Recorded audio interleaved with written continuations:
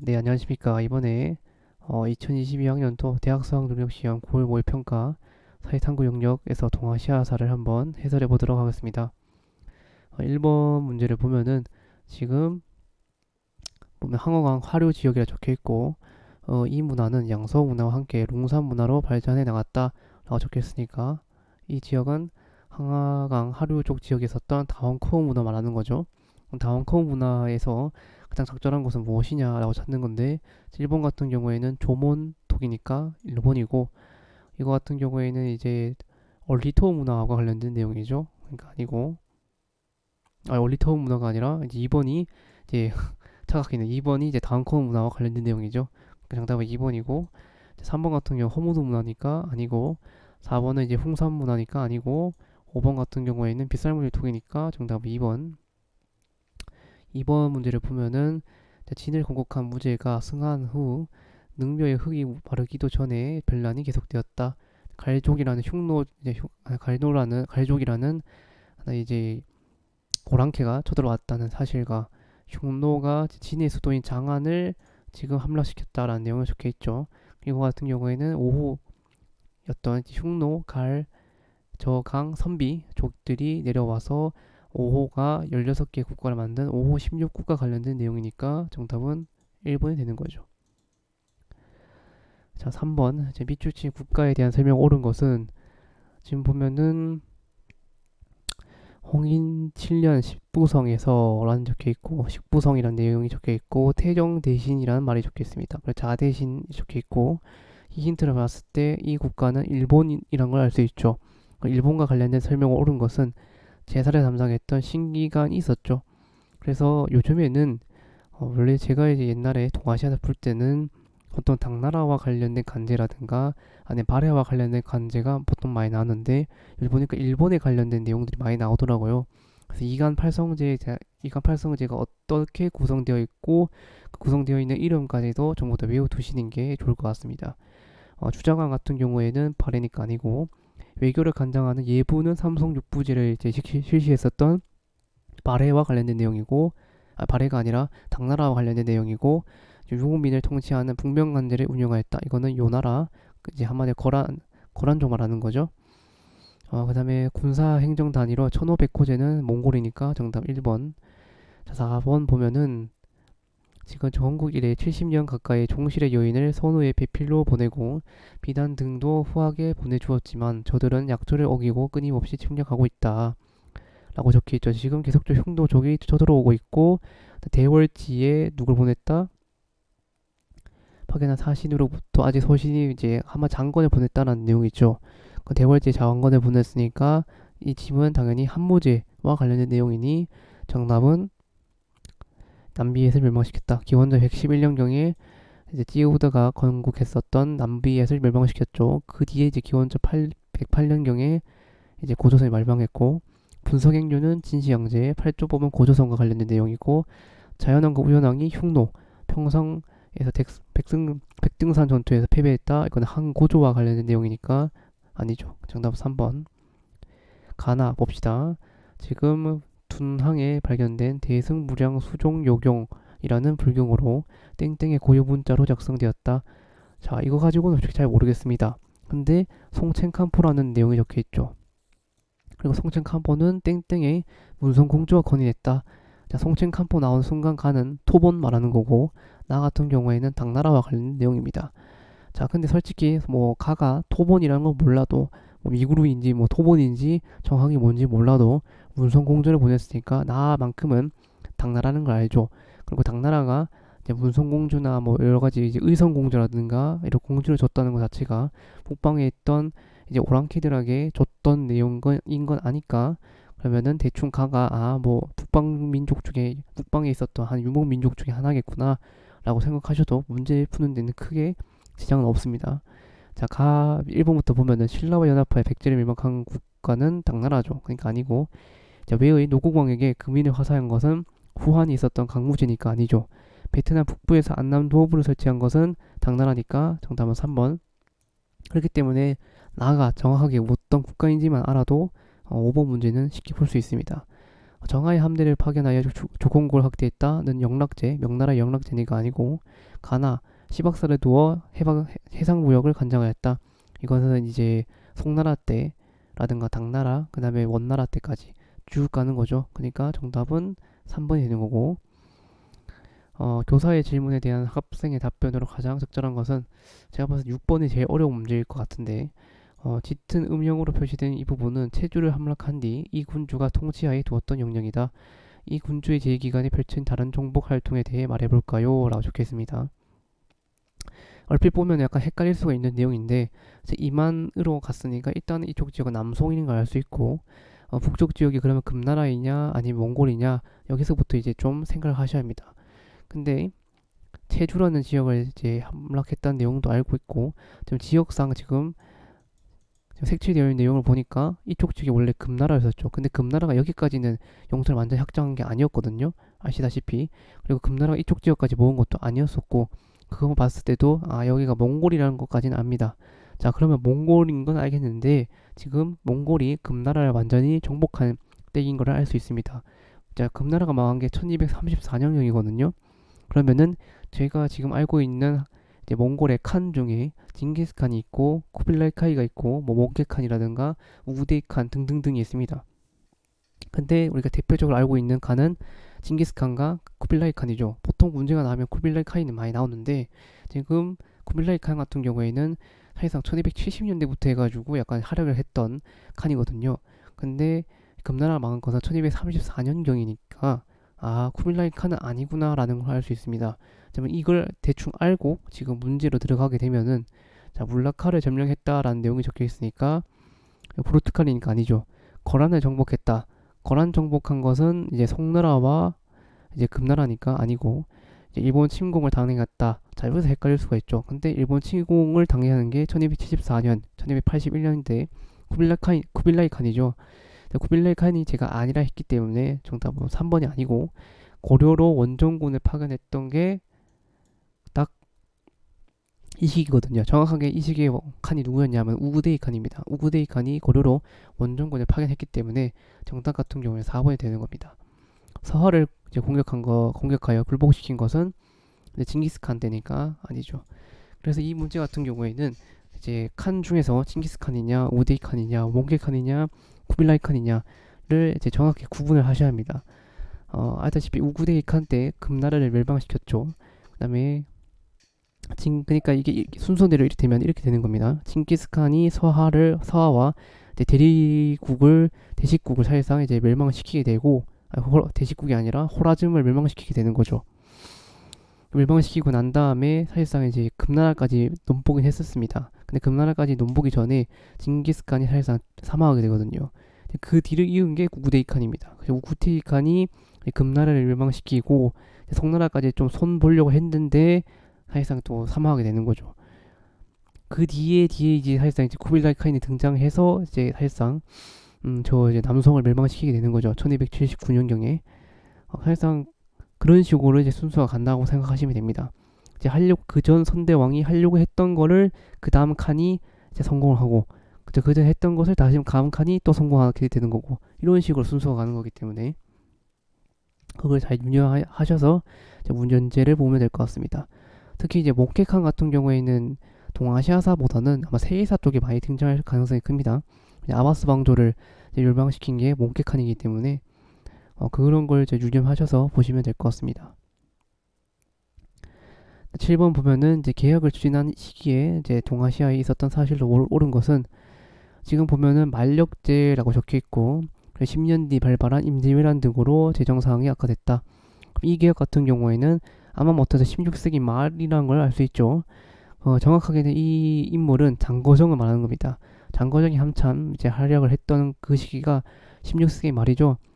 16세기 말이고, 그러면은 이때 있었던 사실로 옳은 것은 무엇이냐? 자, 외구의 근거지인 스시마 섬을 정벌하였다. 스시마 섬 정벌은 1419년도죠. 그러니까 아니겠고, 일본과의 무역 청구인 외관을 초량으로 옮겼다. 자, 외관을 초량으로 옮긴 것 자체가 일본하고 다시 이제 수교가 이제 재정립됐던 때거든요. 그러니까 당연히 1609년 기위 약조를 맺은 뒤라는 걸 알 수 있겠죠. 정확하게 연도는 이제 1678년도로가 하지만 굳이 그걸 78년도인 걸 몰라도 어쨌든 17세기라는 것을 알 수 있는 거죠. 그러니까 정답은 2번은 아니고, 자, 중국 홍타이지가 항제를 칭하고 국호를 청으로 고쳤다.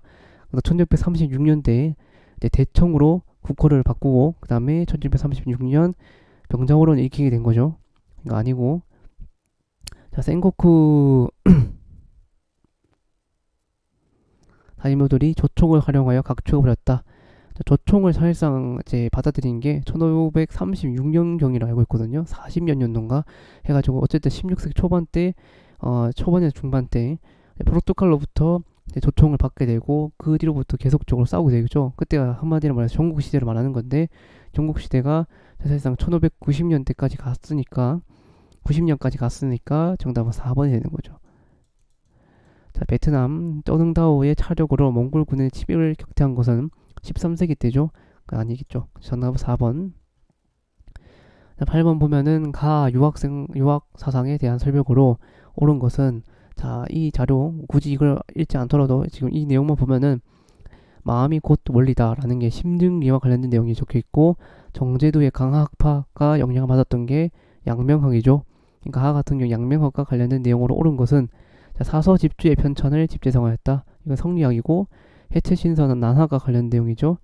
자, 일본에서 가마쿠라 막부 시기에 전래되었다.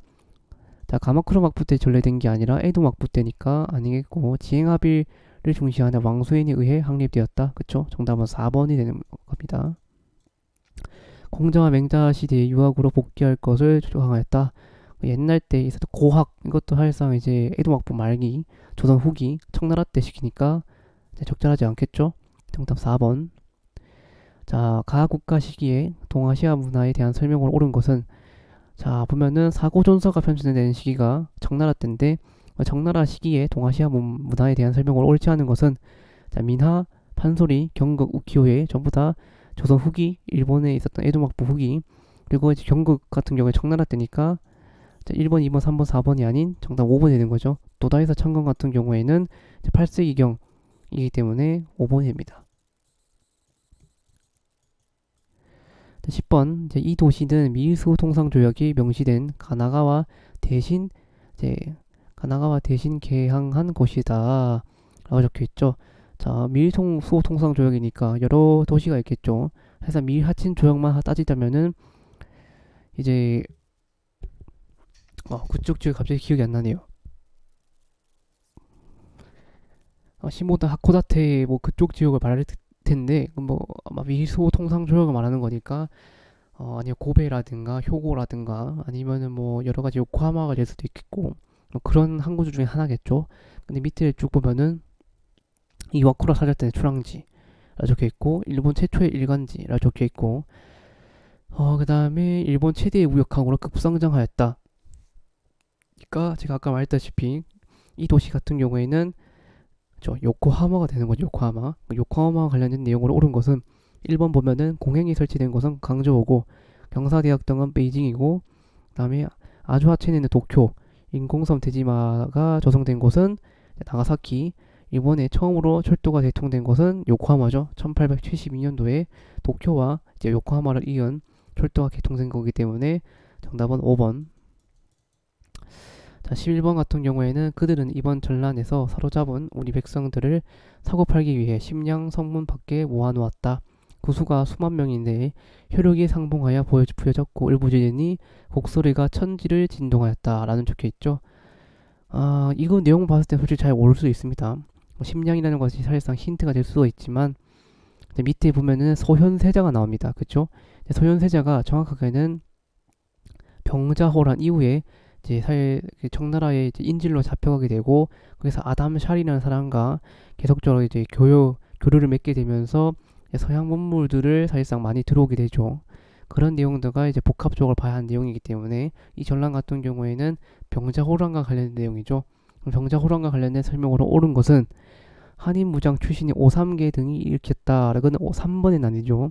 그러니까 아니고, 벽제간 전투는 임진왜란, 조선과 명의 국교가 단절되는 그 결과를 초래하였다. 정답은 3번이 되는 거죠. 자, 가도에 주둔한 머물령에 지원한 것이 빌미가 되었다. 이거는 정묘호란. 조선의 남부 4도 활양은 임진왜란 중에 일본이 사실상 이제 무리하게 요구했던 조건이었죠. 그러니까 정답은 3번. 12번 증명서 발급한 막부에 대한 설명으로 옳은 것은 자, 봉행소의 명을 받들어 중국 상인들에게 증명서를 발급하여 무역의 질서를 엄정하게 세우고자 한다. 라고 적혀 있습니다. 자, 중국 상인들이 너무 많이 들어오니까 그러다 보니까 일본에 있었던 은이 중국으로부터 너무 많이 유출이 됩니다. 그래서 일본 같은 경우는 이걸 막기 위해서 신패라는 것을 발급하게 되거든요. 정확히 신패가 발급된 게 18세기경이거든요. 그러니까 이 막부는 에도막부라는 걸 알 수 있죠. 에도막부와 관련된 내용으로 옳은 것은 당의 사절단을 파견한 것은 막부가 만들어지기도 전이었던 나라 시대와 해이안 시대가 되고 명가 가망부를 설치한 것은 아다시피 이제 무로마치 막부되니까 아니죠. 송으로부터 동전을 수입한 것은 가마쿠라 막부고 미국과 하친 조약을 맺은 것은 에도 막부되니까 정답 4번이 되는 겁니다. 자, 조선으로부터 해치법 조험 도입한 것 또한 무로마치 막부되니까 정답 4번. 13번.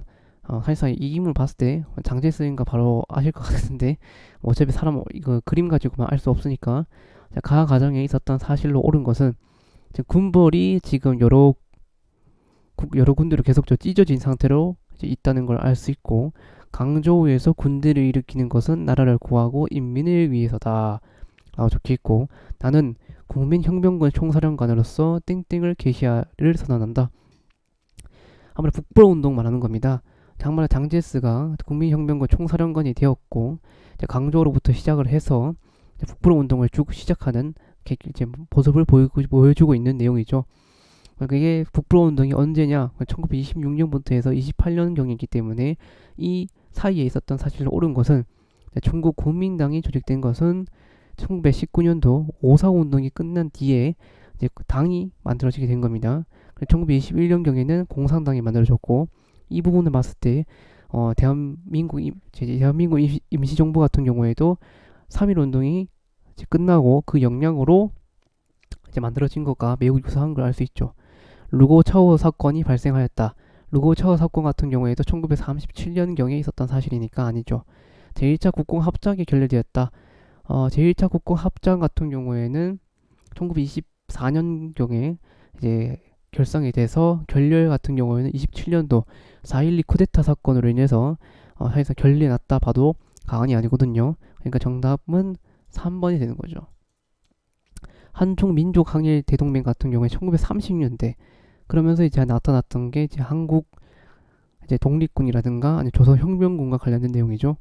그 다음에 미얀스카이 임시 대총통은 1912년도가 되는 거죠. 1911년도에 이제 우창봉기가 일어나게 되고 한만 신해혁명이 일어난 뒤에 1912년도에 미얀스카이가 대총통을 취임하게 되고 1915년경에 미얀스카이가 사망하게 된 다음에 중국의 여러 군벌들로 나눠지게 되거든요. 그렇기 때문에 시기상 굳이 이게 1912년도인 걸 몰라도 미얀스카이가 대총통 취임하고 사망한 뒤에 군벌이 이제 나눠졌기 때문에 5번 또한 아니구나라는 걸 알 수 있습니다. 정답은 3번. 14번 가제도 실시 배경으로 가장 적절한 것은 정세를 고정시켜 지세에 합산하여 거둔다. 자, 인두세와 정세라는 내용이 나와 있습니다. 지금 사실상 인두세를 더 이상 걷지 않고 그 인두세를 지세에 포함시킨다는 내용이 적혀 있기 때문에 가 같은 경우에는 지정은제와 관련된 내용입니다. 한마디로 청나라의 옹정제 때 이제 은제를 실시하게 되는 거죠. 그럼 이 제도와 실시 배경으로 가장 적절한 것은 은과 관련된 내용이 나와야겠죠. 그러니까 정답은 2번이 되는 겁니다.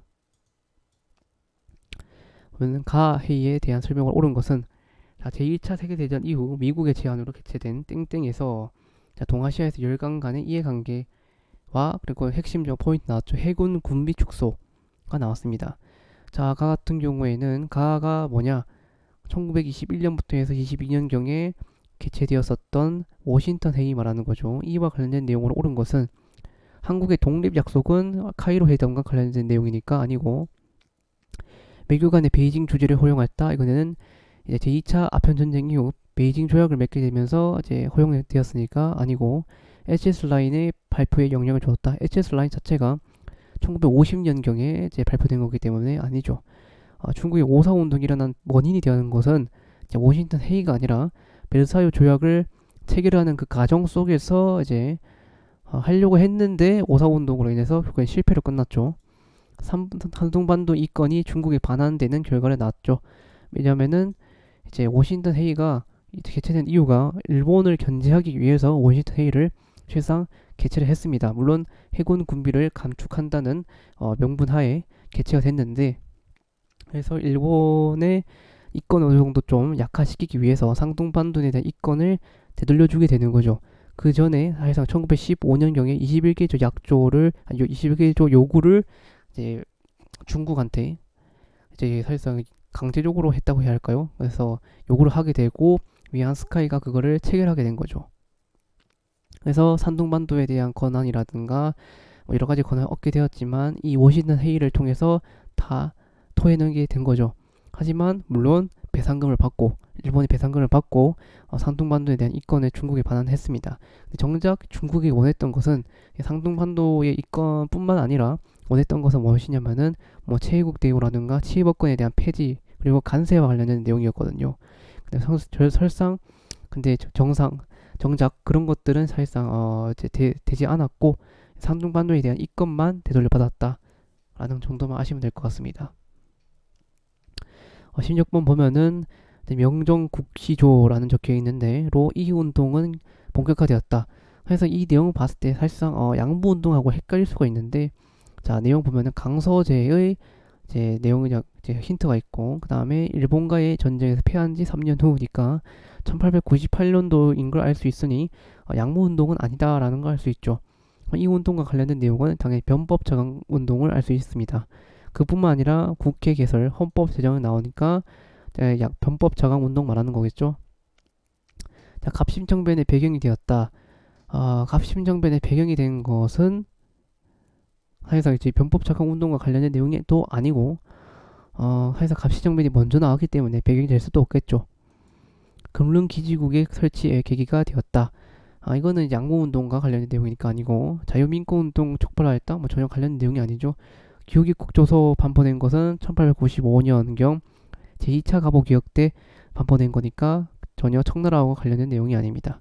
서태후 등 보수파의 반발로, 그쵸, 서태후하고 위안스카이와 같은 보수파로 인해서 실패로 끝났고 그 100일 만에 끝나게 되었죠. 그래서 어찌 보면 이 내용이 약간 갑신정변하고도 약간 비슷한 경향이 있긴 합니다. 갑신정변이 사실상 3일 천하에 끝났고 얘는 100일 만에 끝났으니까. 가에서 볼 수 있는 모습으로 가장 적절한 것은, 자 일본은 땡땡 연합 패스트 방역의 위원회를 설치하였다. 뭐 이것만 봤을 때 솔직히 잘 모를 수가 있는데, 보면은 철도 방역에 관한 사항은 남만주 철도 주식회사에서 시행한 것. 살짝 냄새가 오기 시작합니다. 그리고 창춘 인근 창춘이라는 내용이 적혀 있고 결정적 힌트가 나왔죠. 마지막 항제 푸이를 앞세웠다. 자, 이 같은 경우에는 만주와 관련된 내용을 설명하는 거겠죠. 자, 만주에서 볼 수 있는 모습으로 가장 적절한 것은 풍도해전 같은 경우에는 청일전쟁과 관련된 내용인데 만주에서 일어난 게 아닙니다. 풍도해전은 홍수전에 지휘받은 것은 태평전국운동은 난징, 뭐 강저우 쪽 말하는 거니까 아니겠죠. 조선의용대는 중국 간내에서 이제 창설된 거기 때문에 아니죠. 우창봉기운동 또한 중국 내에서 있었던 사건이기 때문에 아니죠. 이제 중국은 물론 뭐 만주 지역도 중국 쪽 짱이긴 하지만 만리정성 내에서 있었던 사실이니까 아니죠. 중국군과 연합하여 항일전을 펼치는 조선혁명군이 맞습니다. 왜?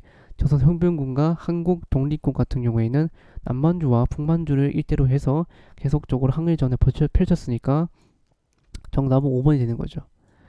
자, 18번 다음 회의록에 작성된 시기를 연표에서 옳게 고른 것은, 자 보면은 미국은 전쟁이 일어나는 것을 원치 않고 자신들이 우리 베트남에서 중립을 지키고 있다고 말한다. 자, 이 문제가 살짝 어려운데, 미국 같은 전쟁을 원하지도 않고 베트남에서 중립을 지키고 있다고 말을 하고 있죠. 자, 그리고 우리나라에 보낼 군대를 수송할 배를 빌려주는 등, 자, 프랑스를 은밀히 계속 도와주고 있다라는 내용이 적혀 있습니다. 자, 프랑스 같은 경우에도 베트남에 지금 독립국이라는 걸 인정하지 않고 미국 또한 지금 인정하지 않는 분위기죠. 그리고 프랑스에게 계속적으로 도와주고 있는 상황을 보여주고 있습니다. 이 내용을 봤을 때는 1945년부터 해서 54년 이 사이라는 걸 알 수 있습니다. 왜냐? 자, 제네브 조약을 맺은 게 54년경이거든요. 54년 9월경인데 그 이후에 사실상 미국 같은 경우에는 2년 후에 베트남 쪽에다가 이제 베트남의 통일 정부를 만들고 그리고 사실상 그 조약으로 인해서 사실상 프랑스군은 출군하게 됩니다. 출근하기 때문에 프랑스가 사실상 계속적으로 넘보던 일은 없거든요. 그렇기 때문에 1945년 베트남이 독립선언을 했고 그리고 54년경 제네바 조약을 맺기 이전 상황인 걸 알 수 있는 거죠.